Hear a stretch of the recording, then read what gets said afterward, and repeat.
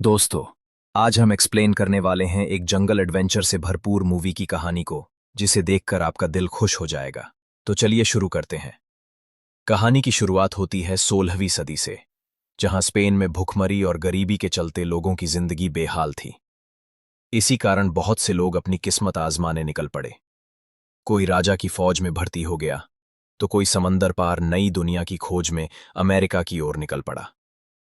चारों ओर खबर थी कि वहां सोने का एक शहर है, एल डोराडो, जिसे सिटी ऑफ गोल्ड भी कहा जाता था। बहुत से लोग उसे पाने के लिए जान की बाजी लगाने को तैयार थे। सन 1538 में इंडीज की अनजान धरती पर मार्टिन नाम का एक स्पेनी सिपाही जा पहुंचा। उसने वहां के आदिवासी योद्धाओं को मार गिराया, जिन्होंने उस पर हमला किया था। दरअसल मार्टिन एक बड़े मिशन का हिस्सा था, जिसे स्पेन के राजा ने रहस्यमयी सोने के शहर की तलाश में भेजा था। उसी मिशन पर उसामा नाम का एक लेखक भी था, जिसका काम था हर घटना को लिखना ताकि खजाना सही सलामत राजा तक पहुंचे। इस अभियान का लीडर था गोंजालो, एक बूढ़ा लेकिन सख्त और अनुभवी सिपाही, जिसे गवर्नर ने भेजा था। उसके साथ उसकी जवान बीवी डोना आना भी आई थी, जो बाकी औरतों जैसी नहीं थी, इसलिए फौज के बाकी लोग उससे जलते थे। गोंजालो से नीचे का अफसर था लेफ्टिनेंट मेंडी। सब उसे इज्जत भी देते थे और थोड़ा डरते भी। वहीं इस मिशन पर राजा का पादरी वर्गास भी आया हुआ था, जो हर बात में पाप ढूंढ लेता था। इस खतरनाक मिशन पर कई नए सिपाही भी थे, जो हर समय एक दूसरे से लड़ते रहते थे। लेकिन जब हमला होता, तो सब एक साथ लड़ते, क्योंकि सभी का एक ही मकसद था, सोना ढूंढना। चलते चलते वो सभी एक खतरनाक जंगली इलाके में पहुंच जाते हैं, जहां चीमा नाम का गाइड मेंडी को बताता है कि आगे दुश्मन कबीले के लोग छिपे हो सकते हैं। ये सुनकर मेंडी मार्टिन और कुछ लोगों को पीछे भेज देता है। इसी बीच मेदानो नाम का सिपाही पीछे रह जाता है, और तभी झाड़ियों में छिपे आदिवासी उसे पकड़ लेते हैं। कुछ देर बाद जब बाकी लोगों को पता चलता है कि मेदानो गायब है, तो एक सिपाही मजाक में कह देता है, अब तक तो मेदानो को आदिवासियों ने खा लिया होगा। ये सुनकर मार्टिन को गुस्सा आ जाता है और वो उस पर चिल्लाते हुए कहता है, दोबारा कभी किसी सिपाही के बारे में ऐसे मत बोलना। मार्टिन को आग बबूला होते देख सभी लोग चुप हो जाते हैं। इसके बाद वे सभी एक नदी के किनारे पहुंचते हैं। तभी अचानक एक मगरमच्छ एक सिपाही पर हमला कर देता है। ये देखकर गोंजालो डर जाता है और कहता है, पहले कोई और नदी को पार करे। लेकिन किसी की हिम्मत नहीं हो रही थी। तब मेंडी और उसके कुछ साथी आगे बढ़ने लगते हैं। तभी फिर से एक मगरमच्छ उन पर अटैक करता है, लेकिन मेंडी एक ही गोली में उसे वहीं ढेर कर देता है। इसके बाद सभी नदी पार करते हैं और वहीं पर कैंप लगाकर जश्न मनाने लगते हैं। फिर तभी अचानक मेंडी का कुत्ता जंगल में भाग जाता है और एक आदमी जिसका नाम जेरिलो है, उसे पकड़ लाता है। वही लोरेंजो उस आदमी को आदिवासी समझकर खत्म करने ही वाला था, लेकिन तभी गोंजालो बीच में आकर उसे रोक देता है और उसे अपने कैंप में लेकर जाता है। ये देखकर लोरेंजो को जेरिलो पर शक हुआ, तो उसने मार्टिन से कहा कि जरूर गोंजालो कुछ छुपा रहा है, हमें ऐना की नौकरानी से पूछताछ करनी होगी। इसके बाद मार्टिन एतोर्बे से कहता है कि पता लगाओ, ऐना को इस बारे में कुछ पता है क्या। अगली सुबह मेंडी सभी को आगे बढ़ने का आदेश देता है। उसी दौरान मार्टिन गोंजालो से पूछता है कि जेरिलो ने तुम्हें क्या बताया। इस पर गोंजालो बात को टालते हुए आगे बढ़ने के लिए कहता है, लेकिन जब सभी लोग इस बात पर अड़ गए, तब जाकर गोंजालो असल बात बताता है कि राजा ने एक दूसरी फौज भेजी है, जिसे माद्रिनो लीड कर रहा है। दरअसल राजा अकेले ही उस सोने के शहर को हड़पना चाहता है, और इसलिए वो हमें रास्ते से हटा देना चाहता है। ये सुनकर मेंडी तलवार से एक लकीर खींचता है और कहता है कि जो भी आगे बढ़ना चाहता है, वो गोंजालो के साथ आगे बढ़ सकता है, और जो कोई राजा के आदेश का पालन करना चाहता है, वो यही रुके। और माद्रिनो के गोंजालो की अगुवाई में आगे बढ़ने लगते हैं। लेकिन उसामा को कुछ समझ में नहीं आ रहा था कि वो क्या करें। तब मार्टिन उसे सुझाव देते हुए कहता है कि तुम अपनी डायरी में लिखो कि वे राजा को सोने का बड़ा हिस्सा देने वाले हैं, जिससे तुम राजा के वफादार भी रहोगे और हमारा साथ भी दे सकोगे। इस पर उसामा भी मान जाता है और कहता है कि वो ऐसा ही करेगा। इसके कुछ दिन बाद सैनिकों में अचानक झगड़ा शुरू हो गया, क्योंकि एक सिपाही ने स्थानीय जनजाति की औरतों को पकड़ लिया था। जब गोंजालो को इस बारे में पता चलता है, तो वो तुरंत आदेश देता कि उन औरतों को छोड़ दिया जाए। ये सुनकर वो सिपाही गुस्से में आकर गोंजालो पर अटैक करने के लिए आगे बढ़ता है, तब गोंजालो उस सैनिक को देशद्रोही घोषित कर देता है और उसे फांसी की सजा सुनाता है। यह सुनकर सभी दंग रह जाते हैं, लेकिन किसी ने गोंजालो के आदेश का विरोध नहीं किया। इसके बाद उस सिपाही को फांसी दे दी जाती है। वही पास खड़ी ऐना सब देख रही थी। रात होने पर जब सभी आराम कर रहे होते हैं, तब लाडा ऐना को नहला रही थी। ऐना को उसके तंबू के बाहर मार्टिन दिखाई देता है और वो टकटकी लगाए उसे देखने लगती हैं। दरअसल ऐना शुरू से ही मार्टिन को पसंद करती थी, क्योंकि वो दूसरों की तरह नहीं था। लाडा ने उसे समझाया कि मालकिन, आप एक रईस औरत है और आपका किसी आम सिपाही से रिश्ता जोड़ना ठीक नहीं है। लेकिन ऐना उसकी बात से सहमत नहीं थी। अब अगले दिन जब सब लोग एक दलदल के पास आराम कर रहे होते हैं, तभी अचानक दूर से गोली चलने की आवाज सुनाई देती है। अब मैंडी तुरंत अपने कुछ सिपाहियों को उस दिशा में भेज देता है, ये पता लगाने की गोली किसने चलाई थी। कुछ देर बाद जब वो लोग वापस लौटते हैं, तब उनके साथ एक आदमी भी होता है जो माद्रीनो के दल का था। अब गोंजालो गुस्से में उस आदमी से पूछता है कि माद्रीनो कहाँ है, लेकिन वो आदमी चुपचाप खड़ा रहा। तब एक सिपाही उसे समझाते हुए कहता है कि बता दो वरना मारे जाओगे। इस पर वो आदमी उन्हें बताता है कि वो बस एक दिन की दूरी पर है। ये सुनते ही गोंजालो तुरंत उस आदमी को मार डालता है। ये देखकर मैंडी, लोरेंजो और बाकी लोग दंग रह जाते हैं। सबको लगने लगा कि गोंजालो अब बुढ़ापे में सटिया गया है। इसके बाद मैंडी और लोरेंजो चीमा से सलाह लेते हैं कि उन्हें क्या करना चाहिए। इस पर चीमा कहता है कि माद्रीनो कहीं ऊंचाई पर छिपकर अटैक करने की कोशिश करेगा, इसलिए हमें उन्हें यह दिखाना होगा कि हम रास्ता भटक गए हैं। लेकिन ऐसा करने के लिए उन्हें भारतीय सीमा से होकर जाना पड़ता है, जहां खूंखार आदिवासी लोग रहते हैं। फिर भी वो सभी आगे बढ़ना जारी रखते हैं। तभी अचानक एक तीर आकर उनके सामने जमीन में धंस जाता है। ये देखकर मैंडी बंदूक उठाता है, लेकिन तभी चीमा उसे रोकते हुए कहता है कि ये एक चेतावनी है। ये लोग हमारी बंदूकों से डरते हैं, लेकिन जब तक हम उन्हें उकसाएंगे नहीं, वो भी अटैक नहीं करेंगे। अब मैंडी आदेश देता है कि धीरे धीरे आगे बढ़ो और गोली मत चलाना। वही लाडा ऐना से कहती हैं कि अब गोंजालो में वो बात नहीं रही। कोई भी उसके आदेश नहीं मानता और इसलिए उसे किसी ऐसे व्यक्ति को साथी बना लेना चाहिए जो उसकी हिफाजत कर सके। इस पर ऐना उससे कहती हैं कि उसका प्लान पहले से तैयार है, बस तुम्हारी मदद चाहिए। इसके बाद लाडा मार्टिन तक ऐना का संदेश पहुंचा देती है। जब मार्टिन वहां आता है तो ऐना सफर में उसकी मदद के लिए उसको धन्यवाद देती हैं। इसके बाद दोनों इधर उधर की बातें करने लगे। ऐना उसे अपने बारे में बताती हैं और कहती है कि वो एक शादीशुदा है, लेकिन उसकी शादी बहुत कम उम्र करा दी थी और इसलिए वो इस शादी से खुश नहीं है। मार्टिन भी उसे अपने बारे में बताता है।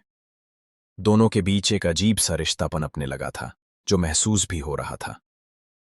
तभी वहां पर मैंडी आ जाता है और ऐना से कहता है कि उसे गोंजालो ने बुलाया है। फिर वो गुस्से में मार्टिन को समझाते हुए कहता है कि गोंजालो की बीवी से दूर रहो। तभी लोरेंजो मार्टिन से कहता है कि ऐना एक रईस औरत है और मैंडी उसे पाने के लिए किसी को भी टपका सकता है, इसलिए उससे दूर ही रहो। उसी दौरान लाडा को एक जहरीला सांप काट लेता है। ये देखकर ऐना उसके पास आती हैं, लेकिन तब तक देर हो चुकी थी। मरते समय लाडा ऐना से कहती हैं कि मुझे ठीक से दफनाना। उसके मरने के बाद ऐना गोंजालो से कहती हैं कि उसकी आखिरी इच्छा पूरी होनी चाहिए, लेकिन तभी रोमेरो कहता है कि उनके नियम के अनुसार किसी को दफनाया नहीं जा सकता। इस पर गोंजालो गुस्से में रोमेरो को थप्पड़ जड़ देता है। तभी रोमेरो अपनी तलवार निकाल लेता है, लेकिन लोरेंजो उसे घायल कर देता है। अब गोंजालो सिपाही को आदेश देता है कि उसे खत्म कर दो। तभी मैंडी बीच में आकर रोमेरो को खत्म कर देता है। ये देखकर पादरी वार्गस बोला, गद्दार हमेशा गद्दार ही रहता है। पादरी की बातें सभी को खटक रही थीं, क्योंकि उनका एक और साथी मारा गया था, बिना किसी कारण के। लेकिन वार्गस यही नहीं रुकता और वो मार्टिन पर भी इल्जाम लगा देता है कि वो किसी और की बीवी के साथ रिश्ता रखता है। तब लोरेंजो वहां आकर बीच बचाव करता है, मगर मार्टिन और बड़बेटे दोनों कसम खाते हैं कि वो वर्गास को मार डालेंगे। तब लोरेंजो उन्हें समझाते हुए कहता है कि ऐसा कुछ मत करना, क्योंकि वो चर्च का आदमी है। वही अब धीरे धीरे पूरे दल में ये अफवाह फैल गई कि गोंजालो अब लीडर बने रहने के काबिल नहीं है। धीरे धीरे सबके मन में बगावत के बीज पनपने लगे। तभी मैंडी मार्टिन के पास आकर उससे कहता है कि वो जल्द ही गोंजालो को मारकर उसकी जगह लेगा और साथ ही उसे वार्निंग देता है कि वो इस झमेले से दूर रहे।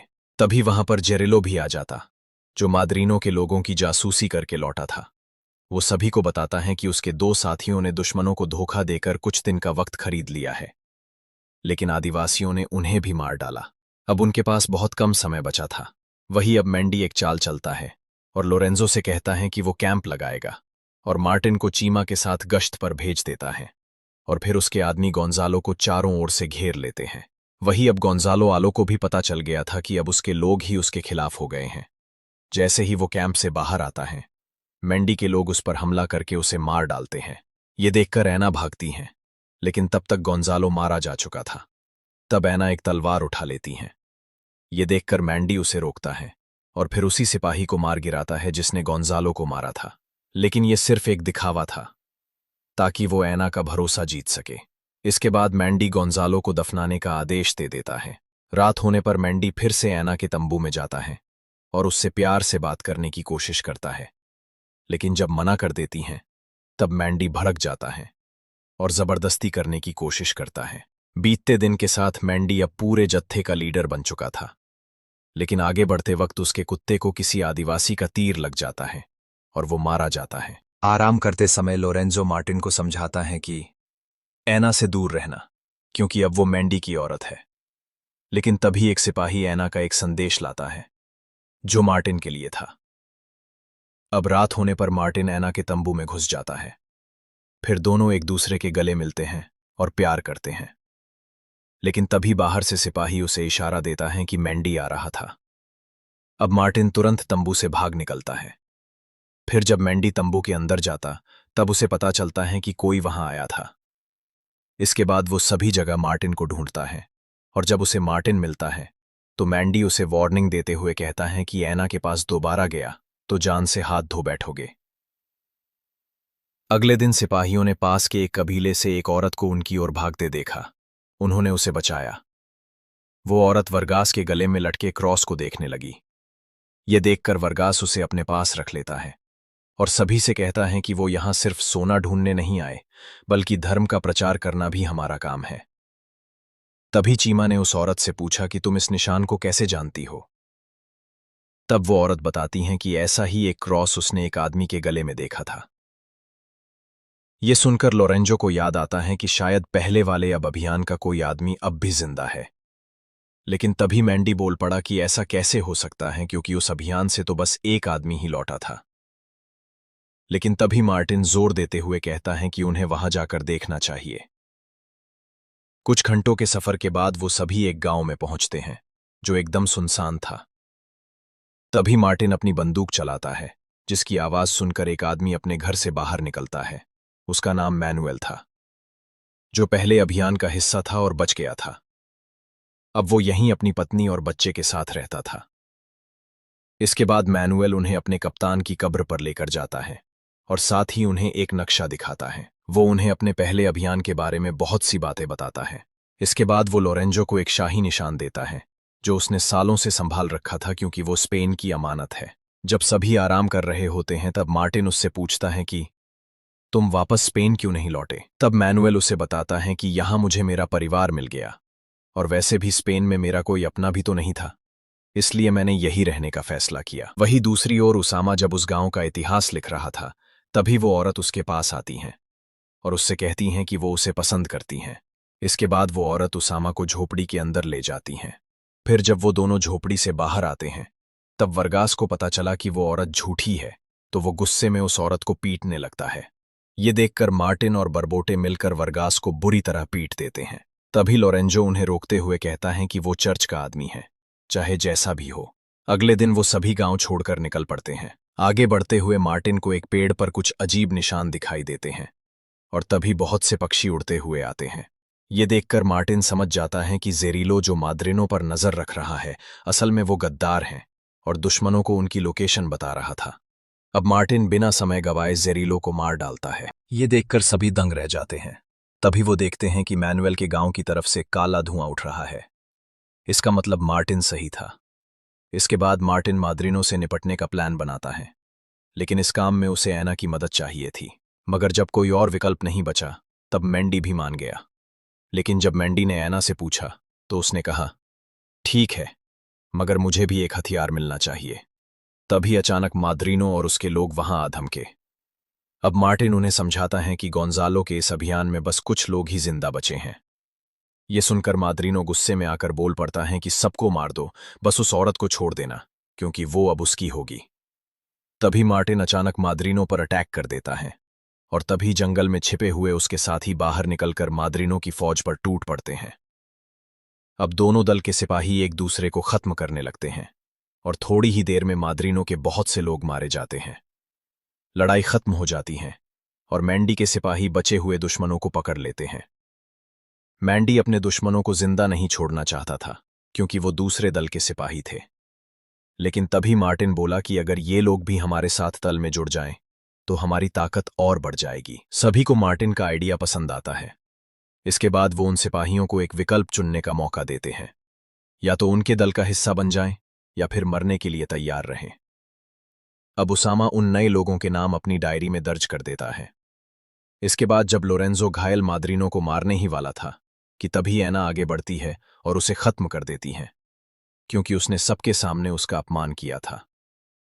इसके कुछ दिनों बाद वो सभी एक ऐसे इलाके में पहुंच जाते हैं जहां चारों तरफ इंसानी हड्डियां बिखरी पड़ी थीं, जिससे ये साफ हो गया था कि अब नरभक्षियों के इलाके में पहुंच चुके हैं। अब मैंडी फैसला करता है कि वे सीधे जंगल के बीच से निकलेंगे। इसके बाद वो एक टुकड़ी को आगे भेज देता ताकि पता लगाया जा सके कि आगे खतरा है या नहीं। लेकिन कुछ देर बाद ही अचानक जंगल के औटंदर से गोलियों की आवाज सुनाई देने लगती है। इसका मतलब आगे खतरा है। लेकिन सब कुछ जानते हुए भी मैंडी अपने सिपाहियों को लेकर जंगल के अंदर चला जाता है।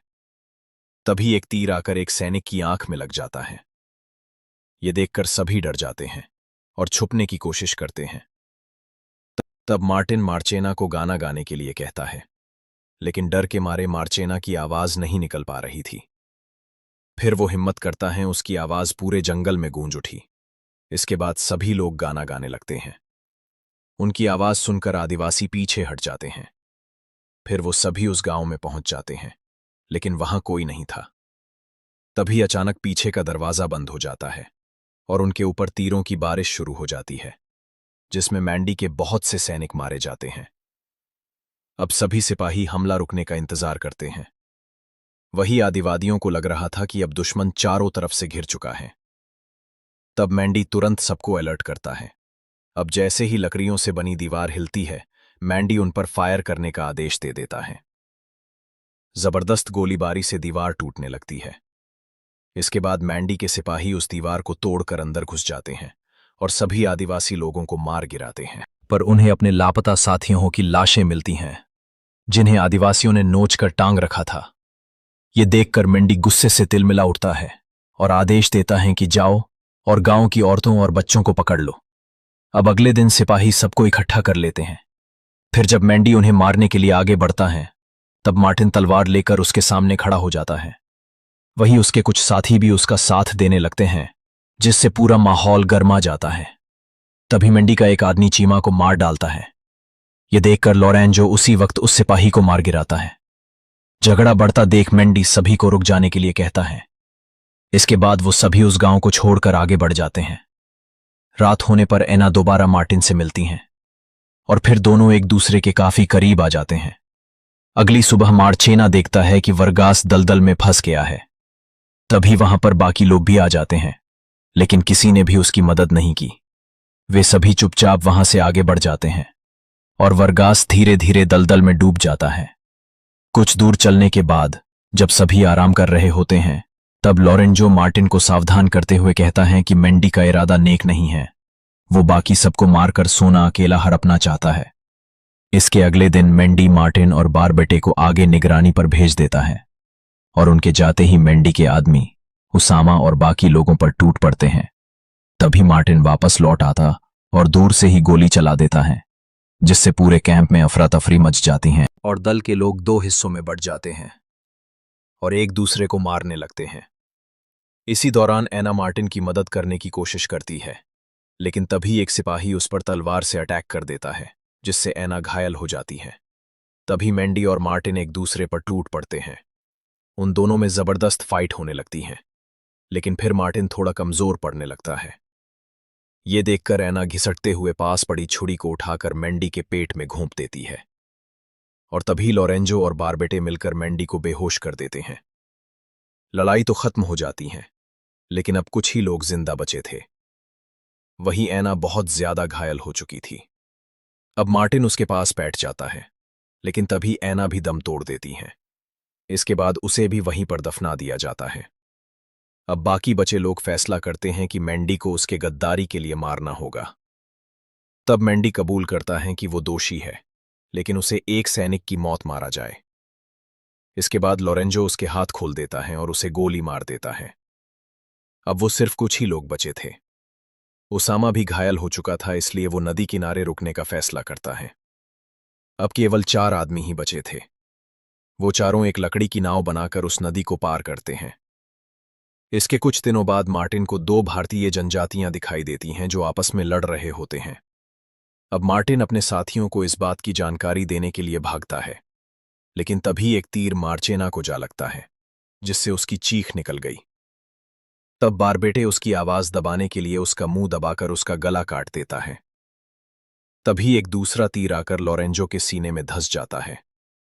अब लॉरेंजो बिना आवाज किए उस तीर को बीच से तोड़ देता है, लेकिन जख्म बहुत गहरा था। उसका बचाना मुमकिन नहीं था और इसलिए वो मरने से पहले मार्टिन को वो शाही निशान देता है जो उसे मैनुअल ने सौंपा था।